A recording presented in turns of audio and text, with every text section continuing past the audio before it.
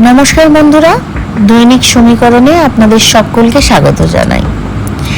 নিচে ঝিল এবং ওপরে চাঁদ মামা, কি সুন্দর কম্বিনেশন না? রাতের বেলা যখন ঠাকুর দেখতে বেরিয়েছিলাম এই দৃশ্যটা চোখে পড়েছিল আর খুবই মনোরম লেগেছিল, তাই তুলে রেখেছি আর কি। আজ অনেক দিন পর আপনাদের সামনে উপস্থিত হয়েছি। এই বছরের দুর্গাপুজোটা কিভাবে কাটালাম সেটাই আপনাদের সাথে ছোট্ট করে শেয়ার করব বলে। খুব বেশি যে ভিড়ভাড়টা আমি পছন্দ করি তা না, আবার খুব ফেমাস জায়গায় যে বেড়াতে গেছিলাম তাও না, কিন্তু সব মিলিয়ে দুর্গাপুজোটা বেশ ভালোই কাটালাম। আমার পুজো শুরু হয়েছিল পঞ্চমী থেকে নবমী পর্যন্ত প্রায় রোজই বেরিয়েছি ঠাকুর দেখতে।